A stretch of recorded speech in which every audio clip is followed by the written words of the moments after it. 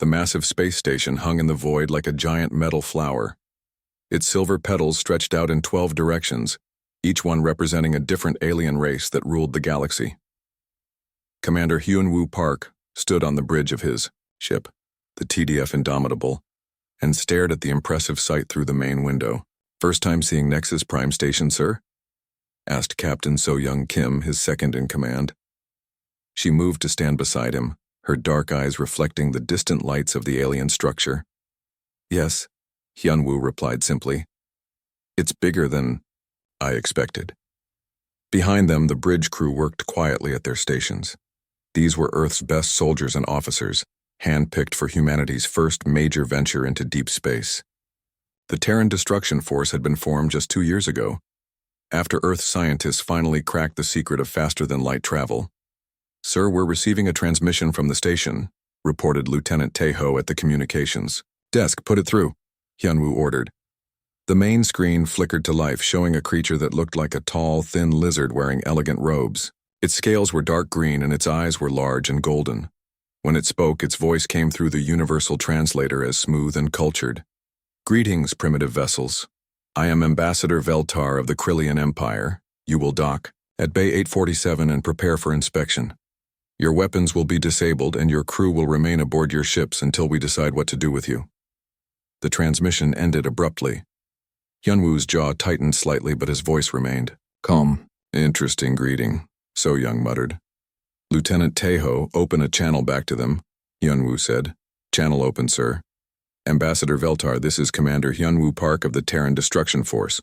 We appreciate your welcome, but we will not be disabling our weapons.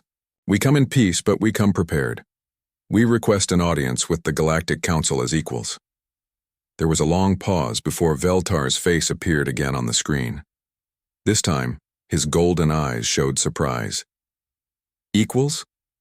You barely discovered space travel last week in galactic terms. You have no right to demand anything. Comply with our instructions or leave this system immediately."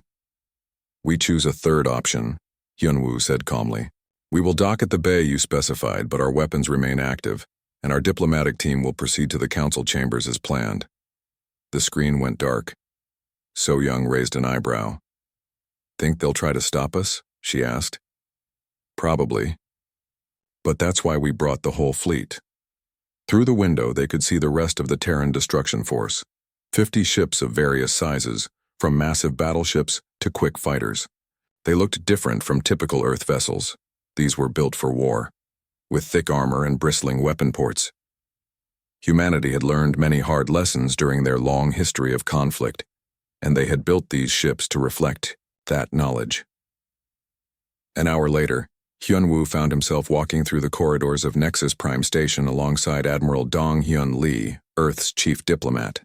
The station was magnificent inside, high ceilings with flowing artwork, beings from a dozen different species moving about their business, and technology that seemed to work like magic. "Remember," Admiral Lee said quietly, "we need to be respectful, but firm. These beings have ruled the galaxy for thousands of years. They're not used to being challenged." "I understand, sir, but they need to understand us too."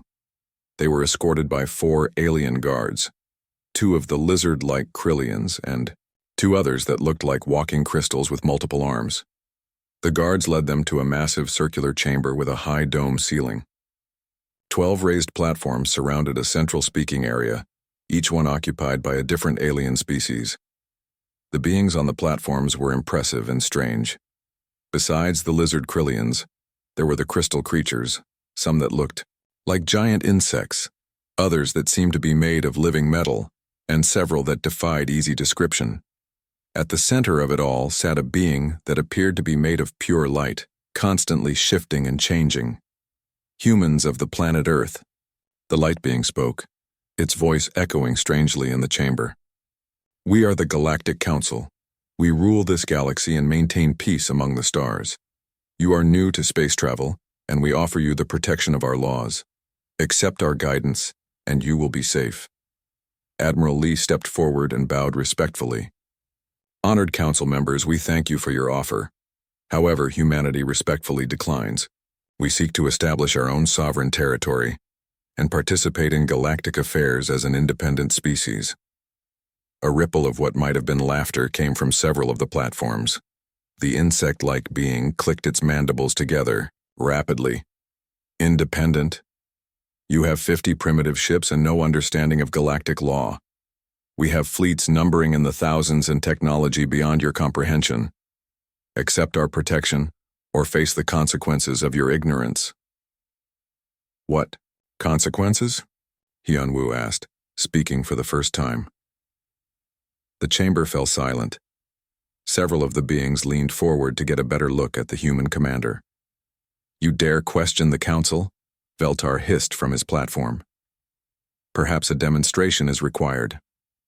The light being gestured, and suddenly the chamber filled with images. Fleets of alien ships, massive weapons that could destroy planets, armies beyond counting.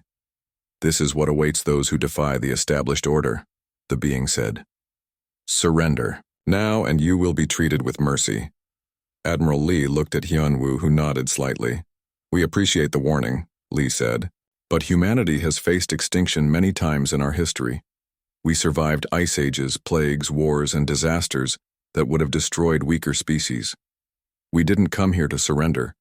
We came here to inform you that we're claiming the outer rim sectors as human territory. The chamber erupted in angry sounds, hissing, clicking, grinding noises that the translator couldn't quite handle. The light being raised what might have been a hand, and silence returned. Very well. You have chosen your path. Guards, escort these beings back to their ships. They have 1 hour to leave our space before we consider them hostile. As they walked back through the corridors, Admiral Lee shook his head. Well, that could have gone better. Actually, sir, I think it went exactly as we expected, Hyunwoo replied. They reached the docking bay to find a crowd of alien security forces surrounding their ship. Veltar stood at their head, his golden eyes gleaming with anticipation. Humans, you will surrender your weapons and submit to arrest for threatening the council. We made no threats, Admiral Lee said calmly. Your very existence is a threat to galactic order. Surrender now. Hyunwoo touched his communicator. Captain Kim, are you monitoring this?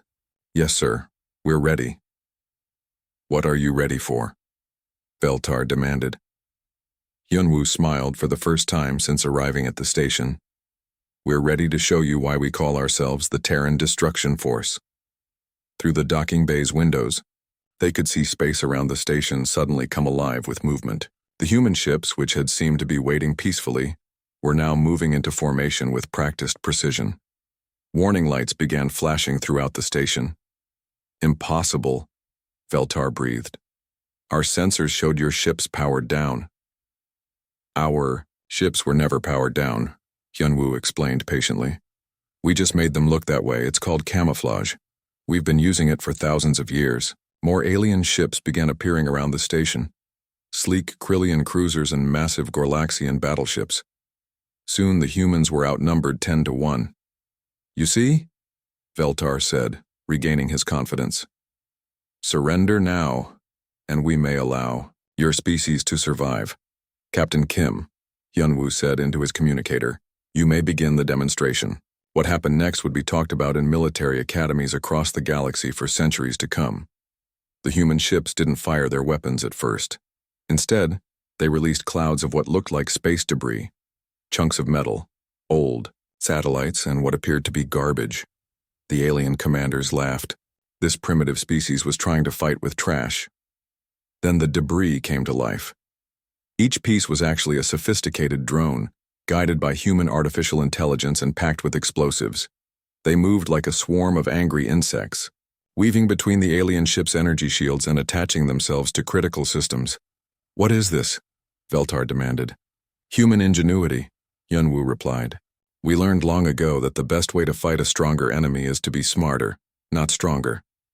The drones didn't explode immediately.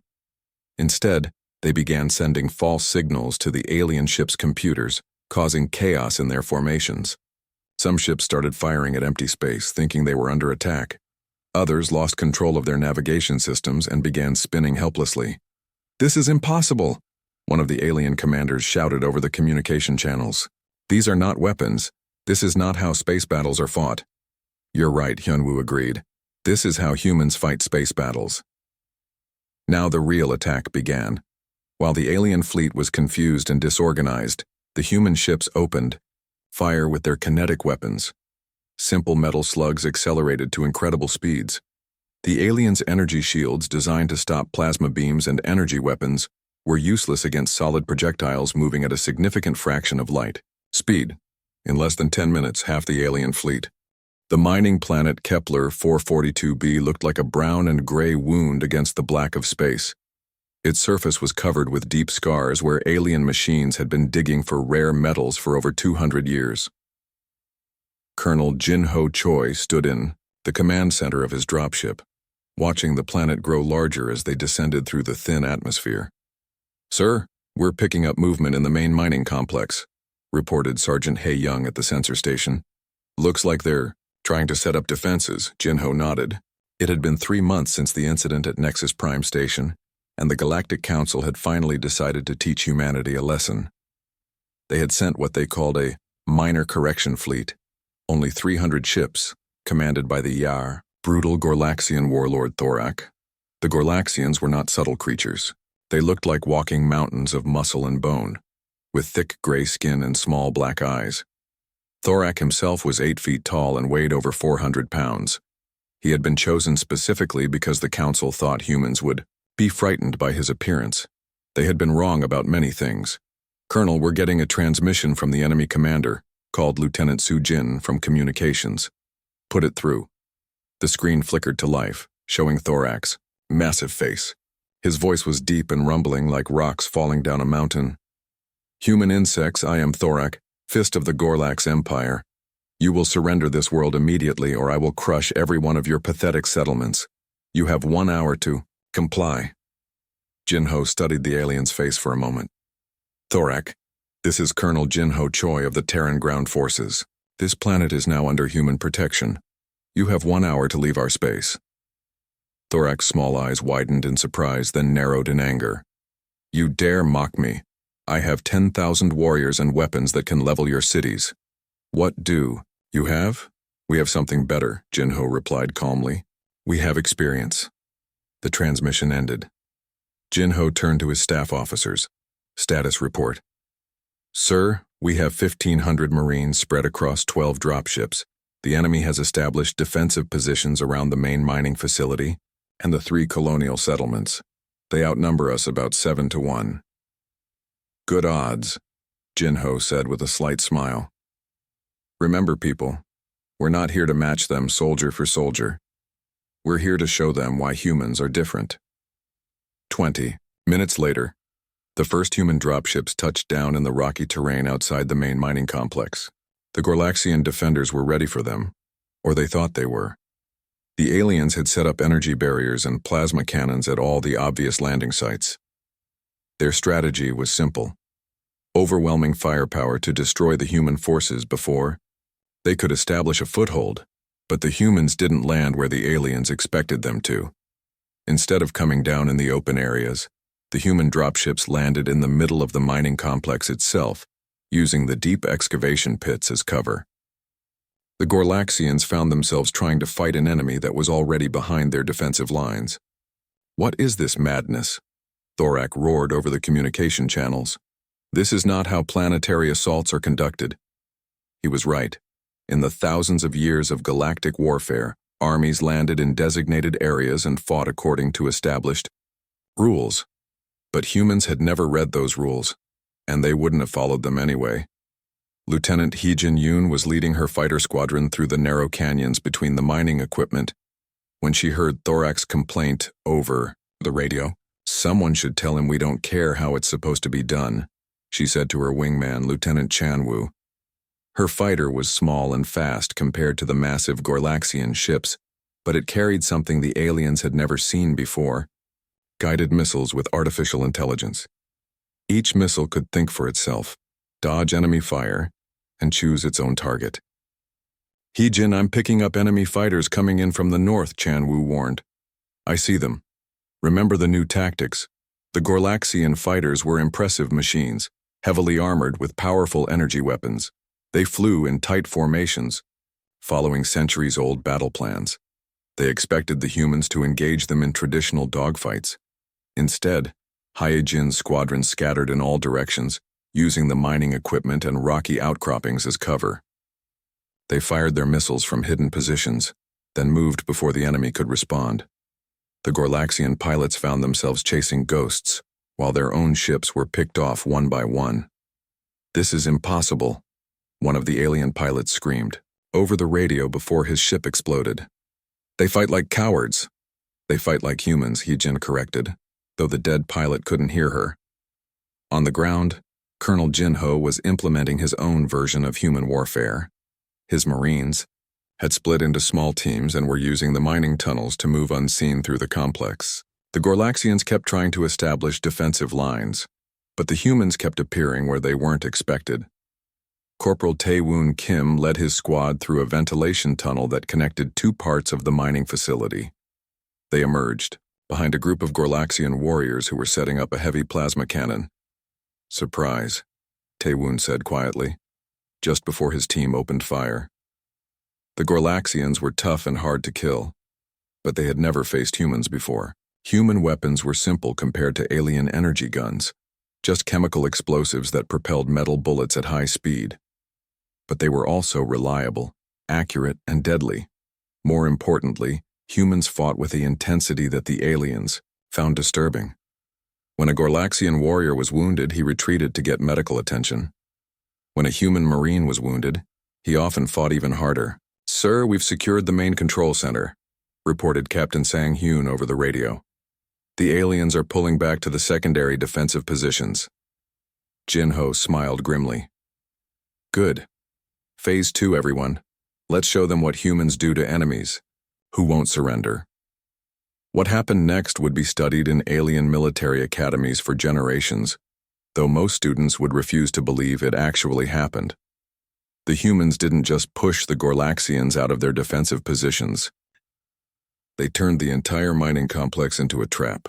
Using their knowledge of chemistry and engineering, they rigged the mining equipment to explode in carefully timed sequences.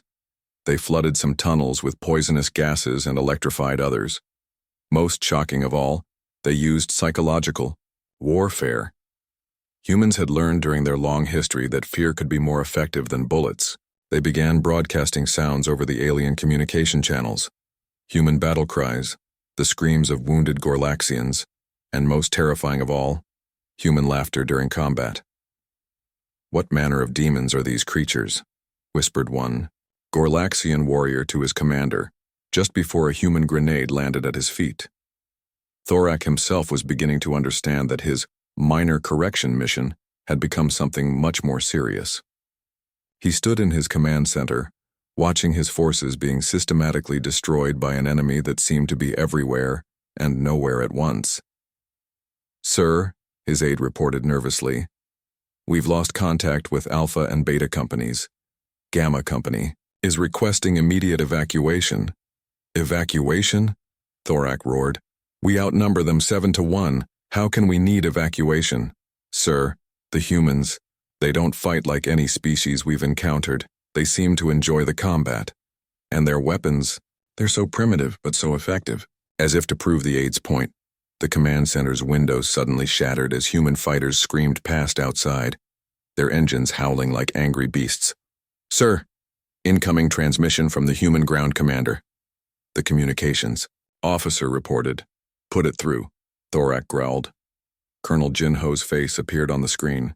Behind him, smoke and fire could be seen through the windows of whatever building he was in. "Thorak, this is your final warning. Surrender now and we'll allow your forces to leave this planet safely. Continue fighting and we'll destroy every one of your ships." "You cannot destroy our fleet," Thorak snarled. "We have 300 ships in orbit." "Had," Jinho corrected. "Check your tactical display." Thorak turned to look at the holographic display that showed the space around the planet.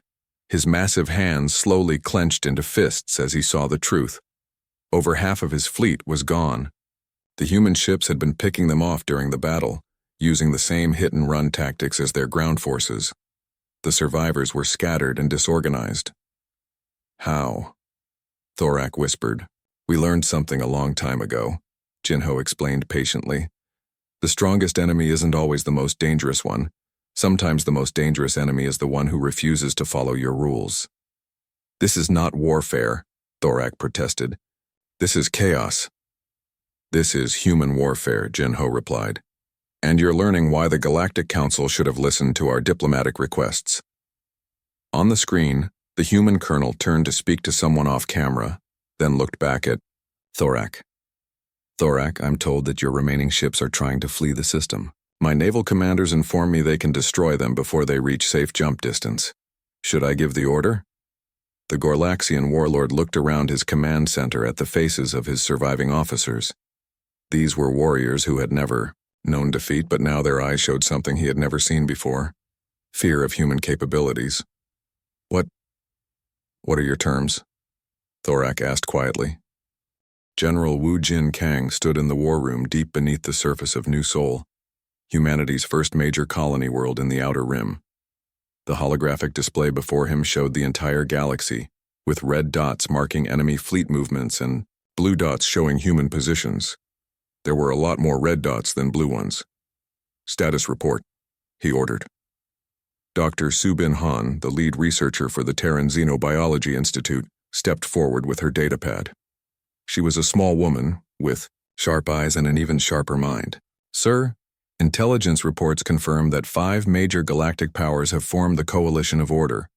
The Krillian Empire, Gorlax Dominion, Ethereal Council, Geometric Collective, and the Hive Swarms are combining their fleets for what they're calling the final solution to the Terran problem. Wu Jin nodded grimly. Numbers? Over 8,000 ships, sir. They're calling it the largest military force assembled in galactic history. And we have 437 combat vessels plus support ships. The other officers in the room shifted nervously. The odds were almost 20 to 1 against them. Dr. Subin, what does your research tell us about our chances? Thought. Scientist smiled, and there was something cold in her expression. General, I've been studying the biological and psychological profiles of every species in the Coalition. I have some very interesting findings. She touched her datapad, and the holographic display changed to show anatomical diagrams of various alien species. Every single one of these species evolved as prey animals or peaceful herbivores. The Krillians were hunted by giant flying predators on their homeworld.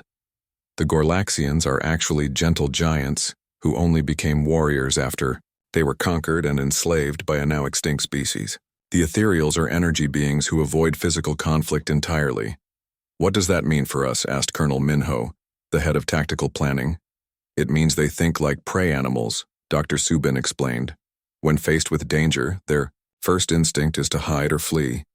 They only fight when they have overwhelming numerical superiority, and even then, they follow rigid battle plans designed to minimize their own losses. She changed the display again, this time showing human evolution charts.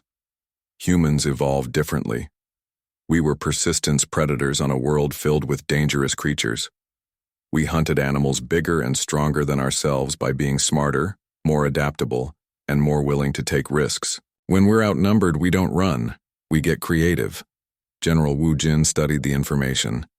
Doctor, are you saying that being outnumbered is actually an advantage for us? In a way, yes. The Coalition expects us to behave like every other species they've conquered, to surrender when faced with impossible odds. But humans don't surrender. We adapt. The general turned to his communications officer. Get me Commander Hyun Woo on the Indomitable. A few moments later, the familiar face of the TDF's senior naval commander appeared on the screen. Behind him, the bridge of his flagship was busy with activity. General, we're tracking enemy fleet movements. Looks like they're planning to hit us simultaneously from 12 different directions. Classic overwhelming force strategy, Wu Jin noted. How long until they reach our space? 72 hours, sir. Good. That gives us time to prepare a proper welcome. After the transmission ended, General Wu Jin turned to address his staff. Ladies and gentlemen, the enemy is about to learn why we call it total war doctrine. They think this is about territory or resources. They think we'll negotiate when we see their numbers. They're wrong on both counts. He gestured to the holographic display, which now showed human colony worlds scattered across the outer rim. This isn't about mining rights or trade routes. This is about the survival of our species as a free people. And when humans fight for survival, we don't fight to win battles. We fight to eliminate threats completely. Colonel Minho raised his, "And sir, what about civilian casualties? The coalition has made it clear they intend to destroy our colony worlds. They won't get the chance." Wu Jin replied coldly. "We're not going to defend our colonies. We're going to attack their homeworlds." The room fell silent. This was not how galactic warfare was supposed to work. For thousands of years, conflicts had been limited affairs, professional militaries fighting for specific objectives while leaving civilian populations alone. "Sir," whispered Captain Yun Jung from intelligence, That's never been done before. Attacking homeworlds is considered barbaric by galactic standards."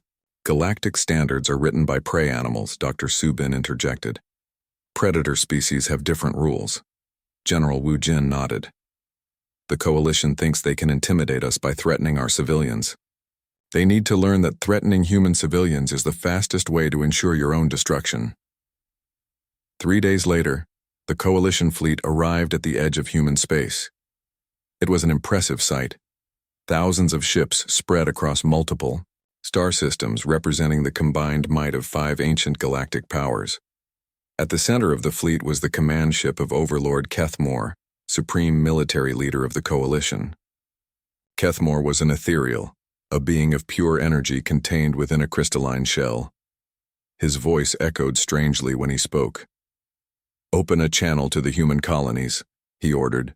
The transmission went out across all human settlements. Kethmore's glowing form appeared on screens throughout human space. "Humans of the Terran Destruction Force, you are outnumbered and outgunned. We offer you one final chance to surrender.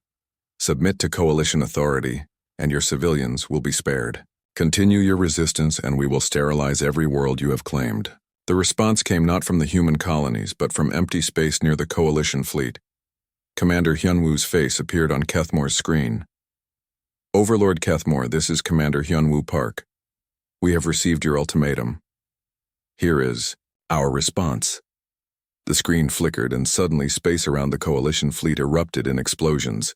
Ships that had appeared empty on sensors revealed themselves as human vessels using advanced stealth technology. Mines that had been floating innocently in space activated and began swarming toward enemy targets. "Impossible," Kethmore gasped. "Our sensors detected no human ships in this sector." "Your sensors detected exactly what we wanted them to detect," Hyunwoo replied calmly. "You've been surrounded for the past 6 hours. What followed was unlike any space battle in galactic history. The coalition fleet was massive and powerful, but it was also slow and predictable. The human ships moved like a pack of wolves, appearing from nowhere to strike at vulnerable targets, then disappearing before the enemy could respond.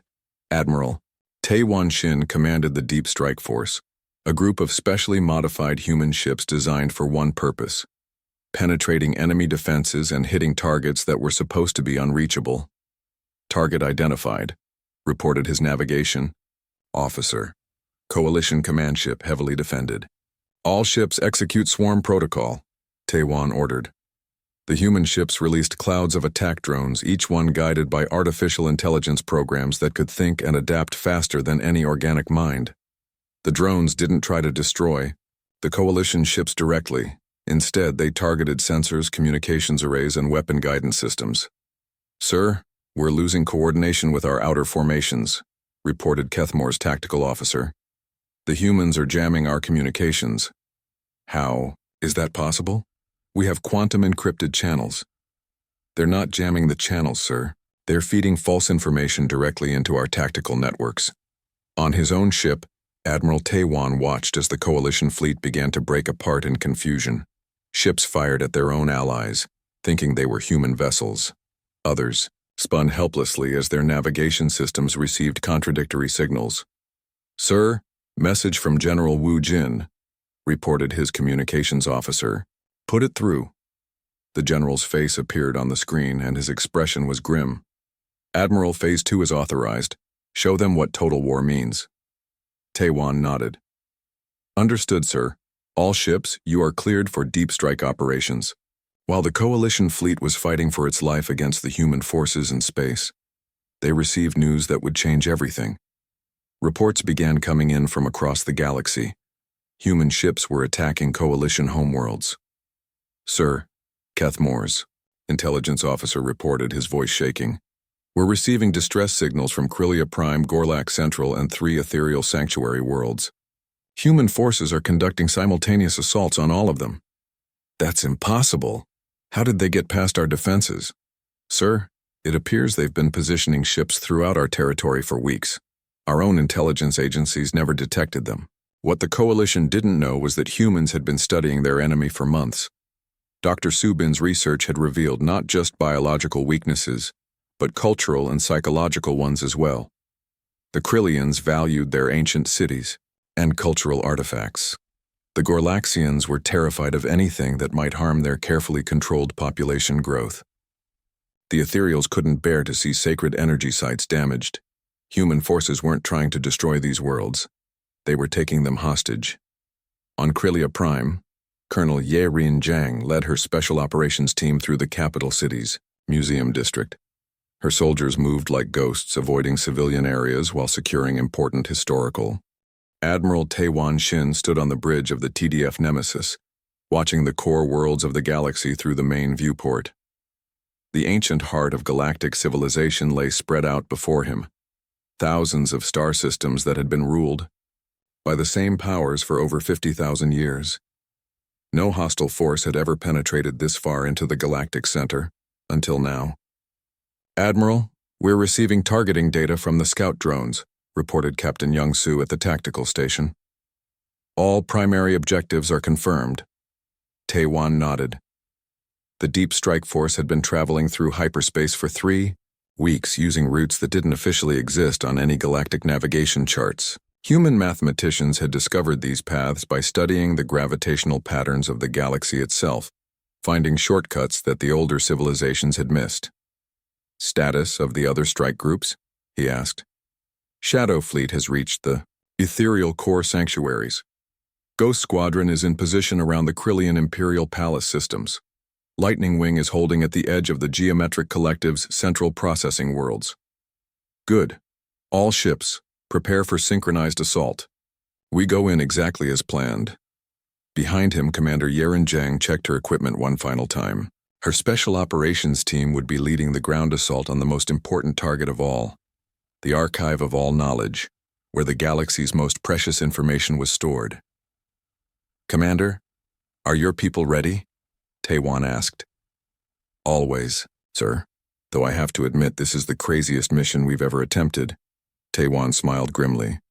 Crazy is what humans do best. 3,000 light-years away, on the ancient fortress world of Nexus Prime, the Galactic Council was in emergency session. The great chamber where they had first met the humans 5 years ago was now filled with panic and confusion. Overlord, Kethmore of the Ethereals spoke first, his energy form flickering with distress. The humans have somehow penetrated our innermost defenses. They have forces throughout the core worlds. This should be impossible. Yet it is happening, hissed Ambassador Veltar of the Krylians. His golden eyes had lost their earlier arrogance and now showed only fear. My intelligence services report human ships appearing in systems where no ships should exist. They move through space like ghosts. A new voice joined the discussion, ancient and cold, speaking in harmonics that made the universal translators struggle. It came from a being that few in the chamber had ever seen before, one of the ancients, the mysterious first species that had created galactic civilization. The ancient appeared as a shifting pattern of light and shadow, neither fully solid nor completely energy. When it spoke, reality itself seemed to bend around its words. We have remained hidden for 20,000 years, watching over the galaxy from our secret worlds. But the human threat has forced us to reveal ourselves. These creatures are not like the others. They are dangerous in ways you cannot comprehend. With respect, Ancient One, Veltar said carefully, we have been fighting them for 5 years. Surely we understand their capabilities by now. You understand nothing, the ancient replied coldly. You see their weapons and their tactics, but you do not see what they truly represent. We have studied them since their first appearance in galactic space. They are like us, a predator species, born of violence and chaos. The chamber fell silent.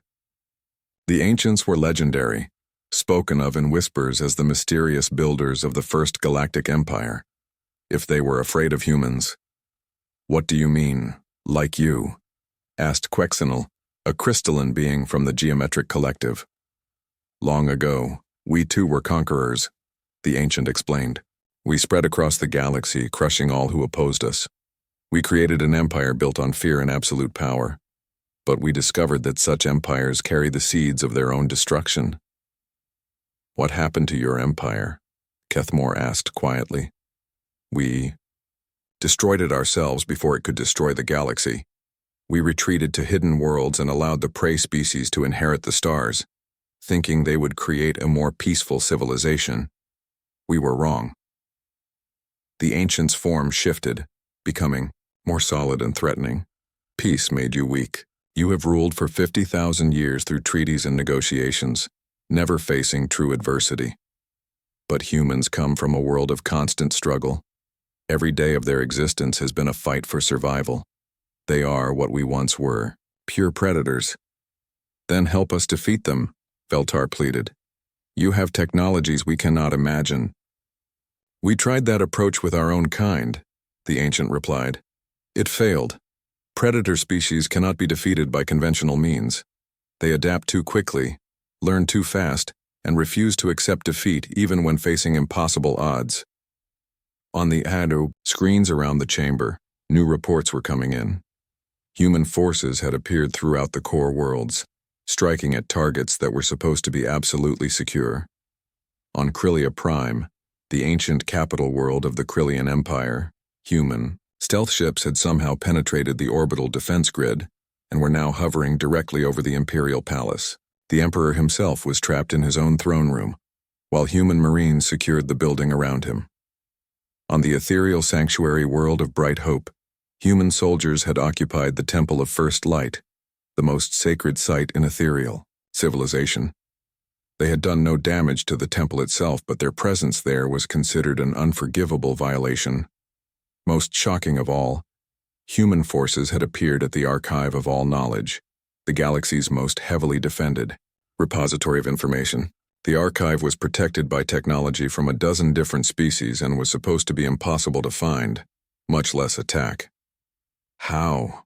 Whispered Quexenal, watching the reports flow in. How did they locate these places?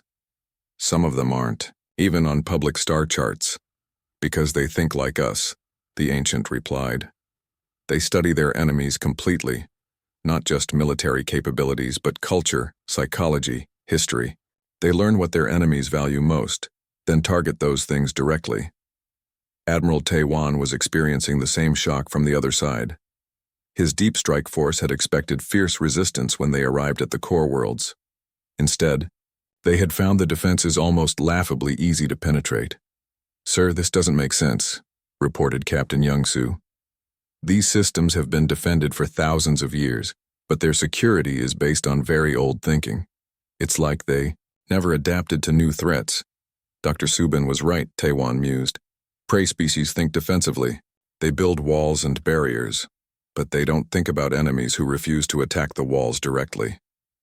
On the ground, Commander Yerin was leading her team through the corridors of the Archive of All Knowledge. The building was enormous, a crystalline structure that stretched for miles in all directions, containing the accumulated wisdom of 50,000 years of galactic civilization. Commander, we're at the central vault, reported Sergeant Tae Yang over the radio. The defenses here are interesting. Yerin arrived at the vault to find a massive door made of some unknown metal, covered in energy fields and protected by guardian robots from a dozen different species. Well, this is new, she admitted. Ma'am, the door is locked with quantum encryption from 6 different civilizations. It would take us months to break through. Yerin studied the defenses for a moment, then smiled. Sergeant, do we need to break through the door? Ma'am? The door is the most heavily defended part of this structure. But what about everything else? It took her team 20 minutes to cut through the floor beside the vault and enter from below. The galaxy's most important information repository had defenses that could stop any conceivable attack on the main entrance, but no one had thought to protect against enemies who simply went around the defenses entirely. Human thinking, Yerin muttered as her team began copying the archive's contents. If you can't go through something, go around it. If you can't go around it, go under it. If you can't go under it, go over it. If none of that works, blow it up and build something new. Back on Nexus Prime, the Galactic Council was receiving reports that their most secure installations were falling to human forces with shocking ease. This is impossible, Kethmore repeated. These locations have been secure for millennia. How are they breaking through defenses that have never been breached? They're not breaking through, the Ancient explained patiently. They're ignoring the defenses entirely. Your security systems are designed to stop enemies who follow galactic conventions of warfare. Humans follow no conventions except victory. Then what do we do? Veltar demanded. If our defenses are useless, if our fleets cannot match their tactics, how do we stop them? The Ancient was quiet for a long moment. When it spoke again, its voice carried the weight of ages. There is one option: the Doomsday Protocols. The Doshir chamber fell completely silent. Even the background humming of the station's machinery seemed to stop. You cannot be serious, whispered Quexenal.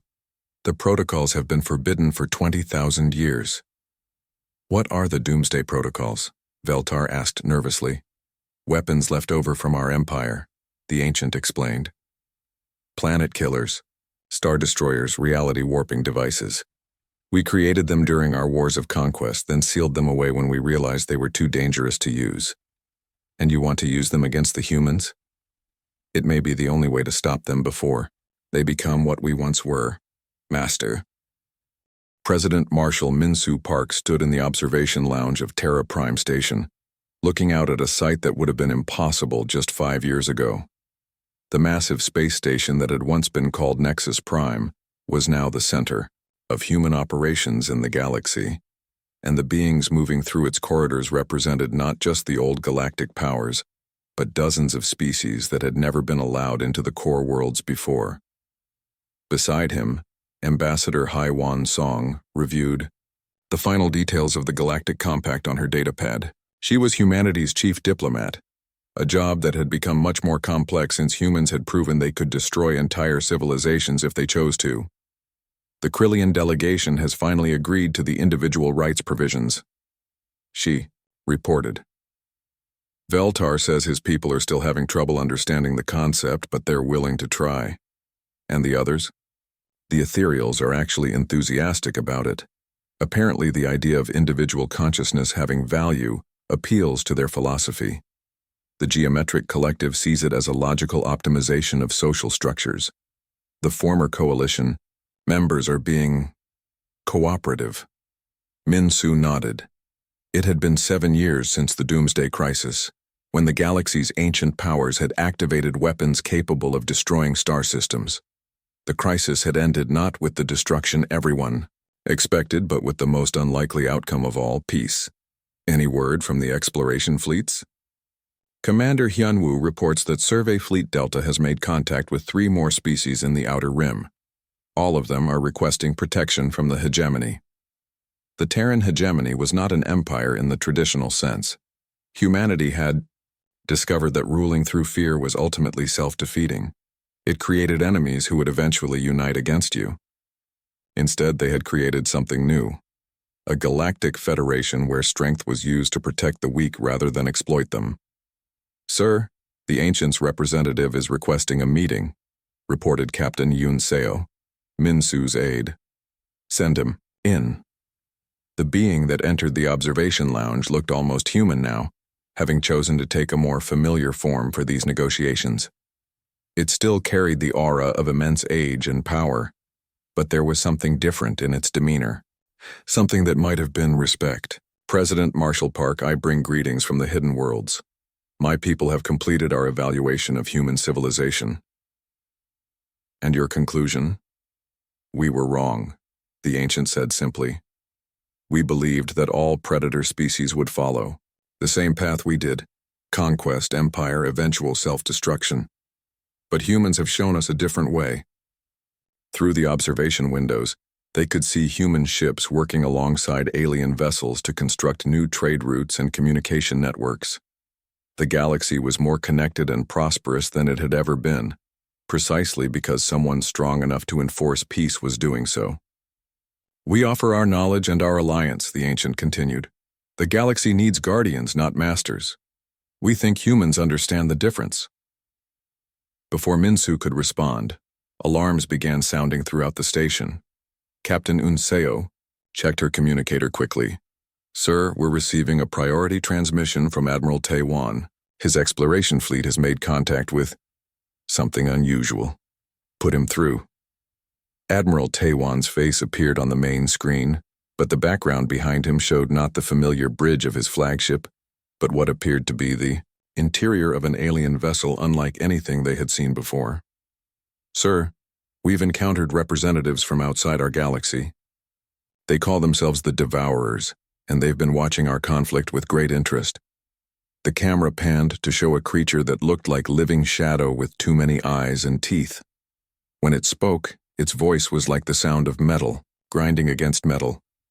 Humans of the small galaxy, it said, we have observed your expansion with approval. Your species shows promise. We offer you partnership in our harvest of weaker civilizations. Minsu felt his blood run cold. These beings were what the galaxy had feared humans might become. True predators who saw other species as nothing more than food. Admiral, what's your status? We're safe for now, sir. But these beings have technology that makes our best ships look like toys. They're claiming that galaxies like ours exist only to produce strong species worthy of joining their collective. The Devourer on the screen made what might have been a smile. Your species has eliminated the weak prey creatures that once ruled your galaxy. This pleases us. Join us and we will teach you to harvest other galaxies as we do. Minsu looked at the ancient, who had gone completely still. President Marshall, the ancient whispered. These are the beings we have been hiding from for millennia. They consume entire galaxies, leaving nothing behind but empty space. How long do we have? If they have revealed themselves, it means they are preparing to move. Perhaps months, perhaps years. But they will come. Minsu took a deep breath and addressed the Devourer directly. I appreciate your offer, but humanity must respectfully decline.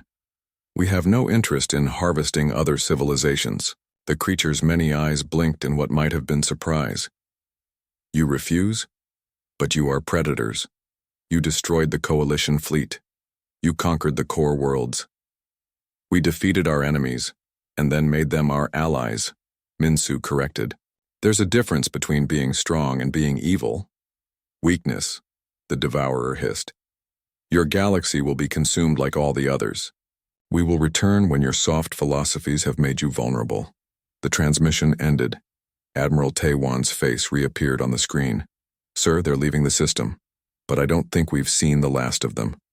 After the connection was closed, Minsu turned to address the ancient and Ambassador Haiwan. Well, it looks like our galaxy has a new problem. How long until we can mobilize for a real war? Sir, Haiwan interjected, are we sure that war is the answer? Maybe there's a diplomatic solution. Ambassador, I appreciate your optimism, but some enemies can't be negotiated with. The Devourers see other species as food. There's no middle ground there. The ancient spoke up. President Marshall, there may be another way. The hidden worlds contain records of other galaxies that have faced the Devourers. Most were consumed, but a very few found ways to survive. What ways? Unity. Not the forced unity of an empire, but true cooperation between all species. The Devourers are powerful, but they have one weakness. They cannot comprehend genuine selflessness. They expect treachery and division among their enemies. Minsu nodded slowly. So we give them the opposite. How long would it take to bring every species in the galaxy into a genuine alliance? Under normal circumstances? Centuries, the ancient replied. But humans have a talent for making impossible things happen quickly. 3 months later, the Great Assembly convened on Terra Prime Station. Representatives from over 300 species gathered in the largest meeting hall ever constructed. Many of these species had been enemies for millennia, but the threat of galactic extinction had a way of putting old grudges into perspective. Commander Hyun-woo, now in his 70s but still sharp, addressed the assembly. Citizens of the galaxy, we face a threat unlike anything we have ever encountered. The Devourers see our entire civilization as nothing more than a hunting ground. They expect us to turn on each other when the pressure becomes too great. They expect us to behave like prey animals when faced with a superior predator. He paused and looked around the vast chamber. But we are not prey animals. Every species here has survived dangers that would have destroyed weaker civilizations. The Krillians survived the Sky Hunters. The Gorlaxians endured centuries of slavery and emerged stronger. The Ethereals transcended physical existence itself. The old commander's voice grew stronger as he continued. And humans? We survived everything our world could throw at us, then came to the stars and learned that we could be more than just survivors. We could be protectors. In the audience, Ambassador Veltar found himself nodding along with the human's words. The proud Krillian had been skeptical of human leadership at first, but 7 years of peace and prosperity had changed his perspective. The hegemony offers every species in this galaxy full membership and protection, Hyun-woo declared. Not as subjects, but as equals. Not because we are generous, but because united, we are stronger than any enemy. The vote was unanimous. For the first time in galactic history, every known species agreed to work together toward a common goal. 2 years later, Dr. Subin Han stood in her new laboratory aboard the massive research station Prometheus, analyzing data from the latest weapons tests. At 65, she was still the galaxy's leading expert on comparative species biology, but now her work focused on understanding their common enemy. General Wu Jin, the results are promising, she reported over the communication link. The combined technologies are working better than we hoped. Krillian energy manipulation, ethereal consciousness networking, geometric mathematical modeling, and human adaptability. Together, they're producing capabilities that exceed the sum of their parts. Good news for once, the general replied from his command center on New Sol. How are the fleet preparations coming? Every species is contributing their best technology and their best people. We'll have the most advanced fleet in galactic history. Will it be enough? Dr. Subin W.